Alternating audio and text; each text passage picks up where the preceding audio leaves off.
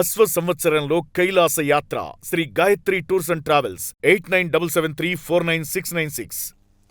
యుద్ధంలో అమెరికా గర్వం మీద దెబ్బ కొట్టింది ఇరాన్. F-35 యుద్ధ విమానాలను చూసుకొని అమెరికా విర్రవీగుతున్నటువంటి పరిస్థితి ఉంది. రాడార్లకు F-35 lighting 2 stealth fighter jet ఈ నేపథ్యంలో దొరకదు రాడార్లకని చెప్తూ ఉంటారు. కానీ వాటిని కూడా ఇరాన్ కూల్చింది. యుద్ధంలో స్టెల్త్ విమానం కూలిపోవడం ఇదే మొదటిసారి. అంటే ఏ స్థాయిలో ఇరాన్ వద్ద టెక్నాలజీ ఉందో, మిసైల్స్ ఉన్నాయి కూడా మనం అర్థం చేసుకోవచ్చు. ఇక ఖోర్దార్ 15తో ఫైటర్ జెట్ను ఇరాన్ కూల్చినట్లుగా కూడా ప్రకటించింది. అని అంటే అమెరికా గర్వం మీద కొట్టిందని కూడా చెప్తున్నారు. ఒక్కో F-35 యుద్ధ విమానం ఖరీదు 830 కోట్లు, దాదాపుగా ఇంచుమించుగా 1000 కోట్ల రూపాయలైనటువంటి యుద్ధ విమానం అది. F-35 కూలిపోవడంపై పలు దేశాల్లో అనుమానాలు కూడా వ్యక్తమవుతున్నటువంటి పరిస్థితి ఉంది. రాడార్లకు దొరకకుండా శత్రు దేశాల మీద ఏ స్థాయిలో దాడి చేస్తుందో అని గర్వంగా చెప్పినటువంటి అమెరికా గర్వం మీద ఇరాన్ దెబ్బ కొట్టింది. ఇరాన్ ప్రయోగిస్తున్నటువంటి మిసైల్స్ కావచ్చు, ఆ స్థాయి టెక్నాలజీ కావచ్చు, అంతా ప్రపంచం విస్తుపోతున్నటువంటి పరిస్థితి. ఈ స్థాయిలో యుద్ధానికి సంబంధించినటువంటి సామాగ్రి కానీ, మిసైల్స్ కానీ ఇరాన్ వద్ద ఉన్నాయా అని కూడా ఆశ్చర్యపోతూ ఉన్నారు. ఇక F-35 యుద్ధ విమానాలను జపాన్, బ్రిటన్ సహా పలు దేశాలు అయితే వాడుతున్నాయి. ఈ సమయంలో ఆయా దేశాలు ఈ F-35కి సంబంధించి ఆలోచిస్తున్నటువంటి పరిస్థితి ఉంది. F-35 సురక్షితం కాదా అంటూ కూడా ఆయా దేశాలు సందేహాలు వ్యక్తం చేస్తున్నటువంటి పరిస్థితి ఉంది. ఇక ఫైటర్ జెట్లు కూలిపోవడంతో రక్షణ అధికారులతో ట్రంప్ అయితే భేటయ్యారు. ఎక్కడ తప్పు జరిగింది, ఎంతో ప్రతిష్టాత్మకంగా తీసుకున్నటువంటి F-35 యుద్ధ విమానాలు ఎందుకు కూలిపోయాయి, రాడార్ వ్యవస్థ బలహీనంగా ఉందా లేకపోతే ఇరాన్ శక్తివంతమైందా అని కూడా ట్రంప్ ఈ నేపథ్యంలో సమాలోచనలు చేస్తున్నారు. ఇక ఇరాన్ మిసైల్ టెక్నాలజీపై ప్రపంచవ్యాప్తంగా జోరుగా చర్చ జరుగుతోంది. అమెరికా ప్రయోగిస్తున్నటువంటి మిసైల్స్కి సంబంధించి కావచ్చు, యుద్ధ విమానాల్ని కూల్చడం కావచ్చు, ఇరాన్ వద్ద ఆ స్థాయిలో టెక్నాలజీ ఉందా, గుట్టు చప్పుడు కాకుండా ఎప్పుడు ఇంత టెక్నాలజీని బిల్డ్ చేసిందని కూడా సర్వత్రా చర్చ జరుగుతోంది. తమ శక్తిని తక్కువ అంచనా వేయొద్దు అంటూ కూడా ఇరాన్ ముందు నుంచి చెప్తోంది. కానీ ప్రపంచ దేశాలు పట్టించుకోలేదు. ముఖ్యంగా అమెరికా తోసిపుచ్చినటువంటి పరిస్థితి ఉంది. మేకపోతు గాంభీర్యాన్ని ఇరాన్ ప్రదర్శిస్తోందని కూడా ట్రంప్ గతంలో చెప్పారు. ఇక యుద్ధంలోనూ ప్రస్తుతం ట్రంప్ వ్యాపారం చేస్తున్నాడు. అయితే గల్ఫ్ దేశాలకు 150,000 కోట్ల ఆయుధాలను అమ్మడానికి ట్రంప్ సిద్ధమయ్యాడు. ఇరాన్ గల్ఫ్ దేశాల మీద దాడి చేస్తూ ఉండడంతో ఇమ్మీడియట్గా కూడా ఇక్కడ కూడా ట్రంప్ బిజినెస్ మొదలు పెట్టాడని అయితే క్లియర్ కట్గా అర్థమవుతుంది. ఇప్పటి వరకు డెవలప్మెంట్ మీద కానివ్వండి, లేకపోతే ఆయా దేశాల అభివృద్ధి విషయంలో, రియల్ ఎస్టేట్ విషయంలో ఆయా దేశాలు వాళ్ళ దగ్గర ఉన్నటువంటి ఆయిల్ నిల్వలకు సంబంధించి అమ్మటం, ఆయా దేశాలను వారు డెవలప్ చేసుకోవడం మనం చూసాం. కానీ ఎక్కడ ఈ స్థాయిలో యుద్ధ పరిస్థితులు వస్తాయి, లేకపోతే మన మీద ఎవరు యుద్ధం చేస్తారులే అనేటువంటి రీతిలో కూడా ఆయా దేశాలు ఉన్నాయి. కానీ ఇప్పుడు ప్రస్తుతం జరుగుతున్నటువంటి పరిణామాల నేపథ్యంలో డెఫినెట్గా మనం కూడా ఆయుధ సంపత్తిని మనం నిల్వ చేసుకోవాలి, మనం కూడా స్ట్రాంగ్ అవ్వాలి అనేటువంటిది అయితే వస్తుంది. ఇక UAE కువైట్కు missiles, drone defence system, counter drone system, F-16 యుద్ధ విమానాలు అమ్మడానికి అమెరికా ముందుకొచ్చినట్లుగా కూడా తెలుస్తోంది.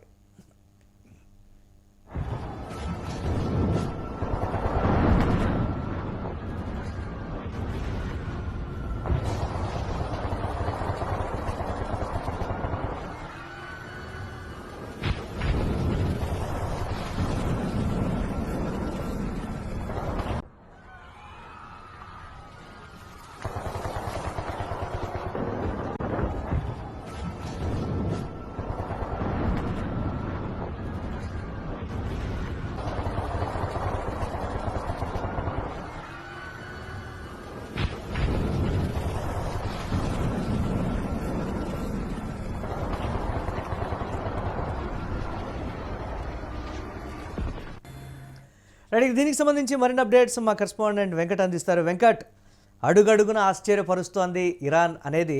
అసలు ఇన్ని రోజులు ఇరాన్ ఎలా యుద్ధం చేస్తుంది అనేది ఒక ఆశ్చర్యం అయితే, F-35 ఎంతో ప్రతిష్టాత్మకంగా చెప్తున్నటువంటి స్టెల్త్ విమానాలని కూడా ఇరాన్ కూల్చింది. రాడార్లకు అందనటువంటి వాటిని కూల్చేసింది. అంటే ఏంటి, అమెరికా కన్నా ఎక్కువ టెక్నాలజీని సమకూర్చుకొని ఆ విషయాన్ని బయట దేశాలకు తెలియకుండా ఇరాన్ చాలా జాగ్రత్త పడింది అని కూడా చెప్తున్నటువంటి పరిస్థితి. ఇటు అమెరికా అంటే బాంబులు తయారు చేసి అమ్మేటువంటి అమెరికా దగ్గర నిల్వలు తగ్గిపోతున్నాయేమో, కానీ ఇరాన్ వద్ద అసలు నిల్వలకి కొదవే లేదు. ఎన్ని రోజులైనా అంటే 10 ఏళ్ల పాటు మేము యుద్ధం చేయగలమని నేరుగా వాళ్ళు చెప్పారు అని అంటే ఏంటి ఆ కాన్ఫిడెన్స్ అని మనం గతంలో కూడా మాట్లాడుకున్నటువంటి పరిస్థితి. ఇప్పుడు నేరుగా వారి టాలెంట్ని, వారి టెక్నాలజీని కూడా ఏ స్థాయిలో వాళ్ళు ఉపయోగించగలరో ప్రపంచం కూడా ఆశ్చర్యపోతున్నటువంటి పరిస్థితి. F-35 వాడుతున్నటువంటి విమానాలు వాడుతున్న దేశాలు కూడా ఇప్పుడు ఆలోచనలో పడిపోయినాయి. ఎంతవరకు మనం సెక్యూర్? ఇరాన్ దగ్గరే అలా ఉంటే మన శత్రు దేశాల దగ్గర ఇంకెంత టెక్నాలజీ ఉందో అనేటువంటి ఒక ఆశ్చర్యం. ఏంటి, ఎలా చూడాలంటారు ఈ పరిణామాన్ని? ఎస్ మురళి, మొన్న మనం మాట్లాడుకున్నప్పుడు కూడా అమెరికా ఆర్మీకి సంబంధించి ట్రంప్ గురించి ఒక మాట మాట్లాడుకున్నాం. అదే మా పవర్ఫుల్ ఆర్మీ అని చెప్పేసి అతను కొంత కాళ్ళు రగరేసి కొంత ధైర్యంగా ఒక కాన్ఫిడెన్స్ తో అది చెప్పే ప్రయత్నం చేశాడు. సో సరిగ్గా 4 రోజుల క్రితం అనుకుంటా హార్మోజ్ జలసంధికి సంబంధించి అదే విధంగా వాళ్ళ దగ్గర ఉన్నటువంటి అత్యాధునిక ఆయుధాలతో ఇరాన్ ను పూర్తిగా మట్టి గరిపిస్తాము. ఇరాన్ దగ్గర అసలు ఆ వైమానిక రక్షణ వ్యవస్థలను అడ్డుకునేటువంటి సామర్థ్యం ఏమాత్రం కూడా లేదు పూర్తి స్థాయిలో. అంటే ఇరాన్ ను మేము వైమానిక రక్షణ పరంగా కానీ లేదా భౌగోళికంగా కింద భూతలంగా కానీ లేదంటే అటు నేవీ పరంగా కానీ మొత్తం కూడా మేము నాశనం చేశామని చెప్పుకునే ప్రయత్నం కొంత ఘాటుగానే చేశాడు. కానీ ఈ రోజు ఏదైతే అంటే నిన్న రాత్రి జరిగినటువంటి నిన్న సాయంత్రం జరిగినటువంటి పరిణామం ఏదైతే ఉందో అది ఖచ్చితంగా అమెరికా వెన్నులోనే కాదు, అది ఏదైతే వాడుతున్నప్పుడు ఆ విమానం గురించి F-35 విమానం వాడుతున్నటువంటి దేశాలు 15 దేశాలు ఉన్నాయి అమెరికాతో పాటుగా. అమెరికా దగ్గర టెక్నాలజీ తీసుకుని ఆ దేశాలన్నింటిలో కూడా ప్రతి ఒక్కరికి కనపడకుండా చెమటలుగా ఎక్కించినటువంటి పరిస్థితి ఉంది నిన్న ఇప్పుడు మనకున్నటువంటి సమాచారం ప్రకారం. అయితే అసలు ఎలా కూల్చింది అనేది అంటే ప్రపంచం నిర్గాంతపోయే విధంగా అమెరికాకు గర్వకారణంగా చెప్పుకునేటువంటి మోస్ట్ పవర్ఫుల్ యుద్ధ విమానంగా దీన్ని చెప్తూ ఉంటారు. అటువంటి యుద్ధ విమానాన్ని ఇరాన్ గడ్డ మీద కోల్చడం అనేది నిజంగా సంచలనం అనే చెప్పుకోవాలి. అంటే ఇరాన్ దగ్గర టెక్నాలజీ లేదు, లేదంటే ఇది రాడార్లకు చిక్కదు. అంటే గత ఏడాది కూడా అక్టోబర్ ఆ సమయంలో ఆగస్టు ఆ తర్వాత కూడా కొంత ఈ విమానంతోనే కొంత అమెరికా హడావుడి చేసింది అక్కడ ఇరాన్ కు సంబంధించి కొంతమంది కీలక నేతలను చంపే విషయంలోనూ సంథింగ్ అణు స్థావరాల మీద దాడులకు సంబంధించి. కానీ ఇప్పుడు అదే యుద్ధ విమానాన్ని ఏదైతే ప్రపంచానికి సవాలుగా మారినటువంటి యుద్ధ విమానాన్ని చాలా సింపుల్ గా ఒక పక్కా ప్లానింగ్ ప్రకారం IRGC కోల్చడం అనేది అంటే అమెరికా కంటే బలహీనంగా ఉన్నటువంటి IRGC ఇరాన్ రెవల్యూషనరీ గార్డ్స్ దీన్ని కూల్చేసింది అనేది అయితే స్పష్టంగా చెప్పుకోవచ్చు. అంటే అమెరికాకు చెందినటువంటి ఈ అత్యాధునిక F-35 లైట్నింగ్ 2 స్టీల్త్ యుద్ధ విమానాన్ని కేవలం తమ స్వదేశీ క్షిపణి వ్యవస్థను కూల్చింది అనేది అయితే స్పష్టంగా అర్థం ఉంది. అసలు అంత పర్ఫెక్ట్ గా ఎలా కూల్చగలిగింది అనేది ఇక్కడ ప్రధానంగా ఉన్నటువంటి ప్రశ్న. అమెరికా రక్షణ వ్యవస్థలో ఖరీదైంది కూడా ఇది. అంటే ఇతర యుద్ధ విమానాలతో పోలిస్తే మన కరెన్సీలో దాదాపుగా అంటే $100 మిలియన్, మన కరెన్సీలో $830 పైగా 830 కోట్లకు పైగా యుద్ధ విమానం ఖర్చు. అటువంటి యుద్ధ విమానాన్ని చాలా చాకచక్యంగా కూల్చేశారు వాళ్ళు. అంటే రాత్రి సమయంలో అంటే ఇరాన్ కీలక అదేవిధంగా సైనిక స్థావరాలపై నిఘా ఉంచేందుకు దీన్ని దాడులు చేసేందుకు కూడా అమెరికాకు చెందినటువంటి ఈ విమానాన్ని మొత్తం ఇరాన్ గగనతలంలోకి తీసుకెళ్లిన సమయంలోనే అక్కడ రక్షణ దళాలు దీన్ని చాలా తెలివిగా గుర్తించాయి. అంటే వాళ్ళ దగ్గర ఒక 358 అనేటువంటి క్షిపణి వ్యవస్థ ఉంది. ఆ క్షిపణి వ్యవస్థ ఏం చేస్తుందంటే ఇటువంటి అంటే గాలిలో ఉన్నటువంటి ఇప్పుడు ఫర్ ఎగ్జాంపుల్ మన గాలిని కూడా వాళ్ళు కొంత అనుమానాస్పదంగా ఉంటే గుర్తించేటువంటి పరిస్థితి ఉండదు. ఫర్ ఎగ్జాంపుల్ మనం ఏదన్నా ఒక ఊళ్ళో వాడుకున్న తారాజువ్వలు కానీ ఇటువంటివి వేసినా సరే అది గుర్తించేటువంటి అవకాశం ఉంటుంది. అలాగే ప్లాస్టిక్ ఉన్నా కానీ దాంట్లో గుర్తించే ఇరాన్ దగ్గర అంత పరిస్థితి లేదు. అంతా కూడా రష్యా అందిస్తున్నటువంటి టెక్నాలజీ ఇదంతా బ్యాక్ ఎండ్ లో రష్యా ఉంది కాబట్టి రాడార్లకు దొరకని వాటిని కూడా పేల్చేస్తున్నారంటే అది రష్యా గొప్పతనం అని కూడా చెప్తున్నారు. దీన్ని అలా చూడొచ్చు. అయితే ఇది రష్యా డెవలప్ చేసుకున్నటువంటి రాడార్ వ్యవస్థ అంటే క్వాంటమ్ రాడార్ అని చెప్పేసి రష్యా సహాయంతో దీన్ని తీసుకున్నారు. అంటే లేటెస్ట్ సెన్సార్ల వల్ల స్టీల్ విమానం ఆనవాళ్లు దొరికి ఉండొచ్చు అనేది ఇక్కడ ప్రధానంగా ఉన్నటువంటి కామెంట్. అంతర్జాతీయ మీడియాలో వస్తున్నటువంటి కథనాల ప్రకారం ఆ లేటెస్ట్ సెన్సార్ల వల్ల దీన్ని గుర్తించారనేది మనకు తెలుస్తుంది. అంటే కోర్దాత్ 15 క్షిపణి వ్యవస్థతోనే అంటే అది ఇందాక మనం చెప్పినటువంటి దానికి ఇది రెండో పేరుగా దీని అంటే అక్కడ వాడేటువంటి సాంకేతిక పేరుగా చెప్పుకోవచ్చు మనం. కోర్దాత్ 15 క్షిపణి వ్యవస్థతోనే మొత్తం అక్కడ వాడుతున్న అంటే గతంలో గ్లోబల్ హ్యాక్ డ్రోన్ కూల్చినటువంటి ఈ క్షిపణి వ్యవస్థను ఇప్పుడు దీన్ని కూడా ప్రయోగించినట్టు జరిగింది. అంటే విమానంలోని సిగ్నల్ అన్నింటినీ కూడా జామ్ చేసేసి అక్కడ విమానాన్ని ఎటు తీసుకెళ్లాలో అర్థం కానిటువంటి పరిస్థితి ఒక దాన్ని క్రియేట్ చేసి పైలట్ కి దీంతో అంటే మొత్తం కూడా ఒక వ్యూహం పని అంటే మనం అష్టదిగ్బంధనం అంటాం కదా అన్న మొత్తం 8 దిక్కులా కూడా వాళ్ళు మొత్తం కూడా విమానాన్ని రౌండ్ అప్ చేసేసి దీన్ని క్షిపణి వ్యవస్థ కూల్చే ప్రయత్నం చేశారు. అది ఖచ్చితంగా వర్కౌట్ అయిందని చెప్పుకోవాలి. ముఖ్యంగా ఇంజిన్ ఒకవైపు ఉన్నటువంటి ఇంజిన్ మొత్తం కూడా దెబ్బతింది. అంటే ఒక రెక్క వైపు ఉన్నటువంటి ఇంజిన్ మొత్తం దెబ్బతింది, తోక భాగంలో కూడా పూర్తిగా దెబ్బతింది. పైలట్ కూడా ఇది అంటే గాల్లో నేను ఎక్కువసేపు దీన్ని ఉంచలేను అనే నిర్ణయానికి వచ్చిన తర్వాత దాన్ని కిందకి దింపే ప్రయత్నం చేసేది. కిందకి దింపే ప్రయత్నంలో భాగంగానే మళ్ళీ ఇంకోసారి కొన్ని డ్రోన్లతో కూడా దాన్ని ఢీ కొట్టినట్టుగా కూడా తెలుస్తుంది. ఆ క్రమంలోనే ఇది పూర్తిగా అంటే ధ్వంసం అయిపోయింది, పనికి రాకుండా అయిపోయిందని కూడా తెలుస్తుంది. అయితే ఇక్కడ అమెరికాను కలవరపెట్టేటువంటి అంశం ఏంటి అని అంటే దానికి సంబంధించినటువంటి శకలాలు ఏవైతే ఉన్నాయో ఆ శకలాలు ఇరాన్ భూభాగంలో పడినాయి. అంటే ఈ స్టీల్ విమానానికి సంబంధించి వీళ్ళు ఏం టెక్నాలజీ వాడుతున్నారు ఏంటి అనే దానికి సంబంధించి వాళ్ళు పూర్తిగా ఇప్పటికే ఆ శకలాలన్నింటినీ కూడా స్వాధీనం చేసుకుని వాళ్ళు ఎవరైతే ఇంజనీర్లు ఉంటారో వాళ్ళందరికీ కూడా ఇప్పటికే దాన్ని ఇచ్చేసి దాని ఒక దాన్ని ఏమంటారు భూగర్భ ప్రయోగశాలలో దానికి సంబంధించి ఒక ల్యాబ్ లో దాని పరీక్షలు కూడా జరుపుతున్నట్టుగా కూడా గుర్తించారు. అయితే ఇప్పుడు ఇంకా అది ఎంతవరకు దాన్ని అంటే ఇప్పుడు అంటే అక్కడ వరకు కూడా అది మామూలుగా కీలకమైనటువంటి ప్రాంతాల్లో దాన్ని నిఘా పెట్టేసి మేము ఏదైనా చేయగలము అనే ధీమాతో కొంత అంటే దక్షిణాసియాలో కానీ లేదంటే ఇక్కడ కొన్ని గల్ఫ్ ప్రాంతాల్లో కానీ యుద్ధ విమానం కారణంగా మేము ఏదన్నా చేసుకోగలము, దాంతో గాల్లోనే ఇంధనం నింపగలము, ఇట్లా దింపకుండానే దాన్ని కొన్ని రోజుల పాటు గాల్లోనే ఉంచగలం, ఇట్లా కొన్ని అమెరికా చెప్పుకుంటూ వచ్చింది. ఇప్పుడు కానీ సిచ్యువేషన్ అనేది మొత్తం కూడా ఒక్కసారిగా తారుమారు అయిపోయినటువంటి పరిస్థితి. అంటే అది ఏ స్థాయిలో ఆ క్షిపణి దాడి అనేది అమెరికాను భయపెట్టింది, ఆ యుద్ధ విమానాన్ని కూల్చడం అనేది భయపెట్టింది అని అంటే ఇజ్రాయెల్ ప్రధాని బెంజమిన్ నెతన్యాహు, అమెరికా అధ్యక్షుడు డొనాల్డ్ ట్రంప్ ఇద్దరు కూడా ఎమర్జెన్సీ మీటింగ్ పెట్టుకోవటం, అదే విధంగా మొత్తం కూడా అంటే అమెరికాకు సంబంధించినటువంటి కీలక సైనిక రక్షణ కమాండర్లు ఎవరైతే ఉన్నారో వాళ్ళతో, అదేవిధంగా ఇటు ఇజ్రాయెల్ కి సంబంధించి సీనియర్ రక్షణ కమాండర్లు, అదేవిధంగా నాటో దేశాలకు సంబంధించి అంటే ఇక్కడ రెండు ప్రశ్నలు తలెత్తుతున్నాయి వెంకట్. ప్రధానంగా ఇటువంటి సిచ్యువేషన్ లో అమెరికా గర్వం మీద దెబ్బ కొట్టింది ఇరాన్, అమెరికా ఊరుకుంటుందా?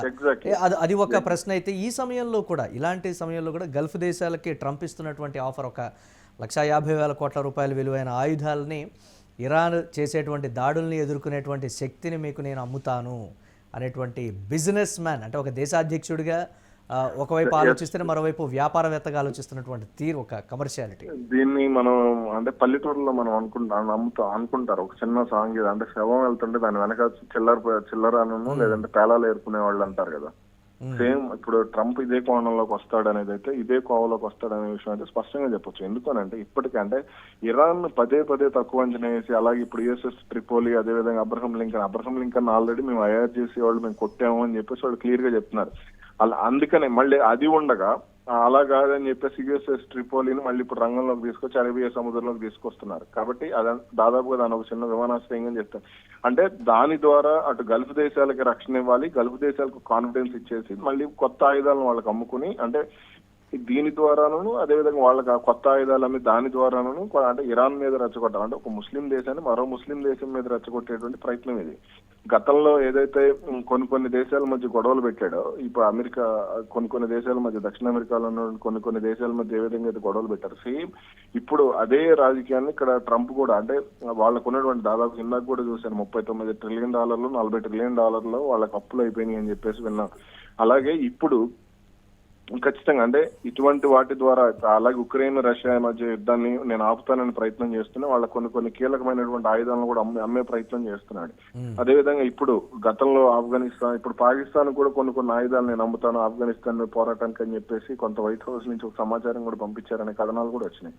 కాబట్టి ఇవన్నీ కూడా ఏంటి అని అంటే ఈ శవాల మీద పేలాలు ఏరుకోవడంలో ట్రంప్ కు లేదంటే గత అమెరికా అధ్యక్షులు ఎవరికైనా సరే ఒకరినొకరు ఈ స్థాయిలో రెచ్చగొట్టుకుంటే ఖచ్చితంగా అణుయుద్ధం రాబోతోంది, అణుబాంబు వేయబోతున్నాడు ట్రంప్ అనేది కూడా ఒక మాట చూడొచ్చంటారా అది ఫైనల్ గా? మనం అసలు ఇంపాసిబుల్ లేదు. ఒకవేళ అది వేస్తే గనక ఇరాన్ ఏమి పిచ్చి దేశం కాదు, వాళ్ళు ఏమి అంత పిచ్చితనంగా వాళ్ళు యుద్ధంలోకి దిగలేదు. అంటే మన ఇద్దరం ఇలా మాట్లాడుకుంటున్నాం అంటే యుద్ధంలో ఇంత భీకర పోరాటం చేస్తున్నప్పుడు నిన్న వాళ్ళ కీలకమైనటువంటి మొన్న ఒక 10 రోజుల క్రితం దాదాపు 30 ఆయిల్ డిపోల మీద ఇజ్రాయెల్ దాడి చేసింది. ఆ తర్వాత ఇరాన్ తగ్గలేదు. సౌత్ పార్స్ మీద దాడి చేశారు, ఇరాన్ తగ్గిందో తగ్గలేదు. అరామ్కోన్ అలాగే అదే అరేబియన్ లేదా అమెరికాకు సంబంధించిన ఆయిల్ రిఫైనరీల మీద దాడి చేశారు నిన్న సౌదీలో. ఇవాళ ఈ రోజు చేసినట్టున్నారు, ఈ రోజు పొద్దున్నే. అదేవిధంగా కువైట్ లోని కొన్ని కీలక ఆయిల్ డిపోల మీద దాడి చేశారు. అదేవిధంగా అటు ఖతార్ లోని కీలక LNG గ్యాస్ మీద దాడి చేశారు. కాబట్టి ఇవన్నీ కూడా ఏంటంటే ట్రంప్ పంతం నెగ్గించుకోవడానికి ఏదైతే చేయాలనుకుంటున్నాడో వాటన్నిటికీ కూడా ఇవన్నీ అడ్డుకట్టగా చెప్పుకోవచ్చు మనం. కాబట్టి ఇప్పుడు యుద్ధ విమానాన్ని ఏదైతే కూల్చిందో ఖచ్చితంగా అమెరికా తల మీద కొట్టినట్టు అయింది. ఎందుకంటే అమెరికా పౌరుషం మీద కొట్టినట్టు అయింది. భవిష్యత్తులో ఇటువంటి యుద్ధ విమానాలు ఇవన్నీ కూడా అంటే ఆల్రెడీ దీనికి సంబంధించి ఎలా అడ్డుకోవాలనే దానికి ఒకవేళ తమ దేశంలో గనక లేదా తమ సరిహద్దుల్లో గనక ఇటువంటి వస్తే అప్పుడు ఫర్ ఎగ్జాంపుల్ వియత్నాంలో కానీ లేదంటే ఉక్రెయిన్ లో కానీ ఇట్లాంటివి వస్తే ఎలా అడ్డుకోవాలనే దానికి సంబంధించి రష్యా కానీ చైనా కానీ ఎప్పుడో పర్ఫెక్ట్ గా ఈ రాడార్ వ్యవస్థ లేనటువంటి వాడిని కూడా గుర్తించే విధంగా ఆ సిగ్నల్స్ ని జామ్ చేసే విధంగా కూడా అన్నిటి తయారు చేసి పెట్టుకున్నాయి. ఏది ఎలా ఉన్నా సరే ఇటువంటి టెక్నాలజీతో ప్రపంచాన్ని నేను భయపెట్టగలను, లేదంటే ప్రపంచ దేశాలను నా దారిలోకి తెచ్చుకోగలను అనుకున్న వాడి అహం మీద ఇరాన్ దెబ్బ కొట్టిందని అయితే మనం స్పష్టంగా చెప్పుకోవచ్చు. Right, thanks for updates Venkat. చూడాలి ఎలాంటి పరిణామాలు ఉంటాయనేది. ఇక యుద్ధంలో అమెరికా గర్వం మీద ఇరాన్ అయితే దెబ్బ కొట్టింది. F-35 యుద్ధ విమానాలను చూసుకొని విర్రవీగుతుంది అమెరికా. ఇక రాడార్లకు దొరకకుండా ఉండేటువంటి F-35 లైటింగ్ 2 స్టెల్త్ ఫైటర్ జెట్ను కూడా ఇరాన్ కూల్చివేసి ప్రపంచాన్ని ఆశ్చర్యపరిచింది. ఇరాన్ వద్ద ఈ స్థాయి టెక్నాలజీ ఉందా అని కూడా అందరూ అనుకుంటున్నటువంటి పరిస్థితి. యుద్ధంలో స్టెల్త్ విమానం కూలిపోవడం ఇదే మొదటిసారి కావడంతో ప్రపంచం షాక్కు గురైంది. ఖోర్దార్ 15తో ఫైటర్ జెట్ను కూల్చినట్లుగా ఇరాన్ ప్రకటించింది. ఒక్కో F-35 యుద్ధ విమానం ఖరీదు 830 కోట్ల రూపాయలు ఉంటుంది. F-35 కూలిపోవడంపై పలు దేశాల్లో అనుమానాలు వ్యక్తమవుతున్నాయి. F-35 యుద్ధ విమానాలను జపాన్, బ్రిటన్ సహా పలు దేశాలు ఉపయోగిస్తున్నాయి. ఈ నేపథ్యంలో ఆయా దేశాల్లో ఒక సందేహం వ్యక్తమవుతోంది. F-35 సురక్షితమా కాదా అనేటువంటి సందేహం. ఫైటర్ జెట్లు కూలిపోవడంతో రక్షణ అధికారులతో ట్రంప్ అయితే భేటయ్యారు. ఇరాన్ తగిన మూల్యం చెల్లించుకుంటుందంటూ కూడా హెచ్చరించారు. ఇరాన్ మిసైల్ టెక్నాలజీపై ప్రపంచవ్యాప్తంగా చర్చ జరుగుతోంది. ఈ స్థాయి టెక్నాలజీ ఇరాన్ వద్ద ఎక్కడి నుంచి వచ్చిందని కూడా ఆశ్చర్యపోతున్నారు. తమ శక్తిని తక్కువ అంచనా వేయొద్దంటూ కూడా గతం నుంచి యుద్ధం మొదలవటానికన్నా ముందు నుంచి కూడా ఇరాన్ హెచ్చరిస్తూ వస్తోంది. ఇక యుద్ధంలోనూ ట్రంప్ వ్యాపారం చేస్తున్నటువంటి తీరుకు సంబంధించి ఒకంత విమర్శలు అయితే వ్యక్తమవుతున్నాయి. గల్ఫ్ దేశాలకు 150,000 కోట్ల రూపాయల విలువైనటువంటి ఆయుధాలు అమ్మడానికి ట్రంప్ సిద్ధమయ్యాడు. UAE, కువైట్కు missiles, drone defence system, counter drone defence system, F-16 యుద్ధ విమానాలు అమ్మడానికి అమెరికా ముందుకొచ్చినటువంటి బ్రేకింగ్ న్యూస్ చూస్తున్నాం.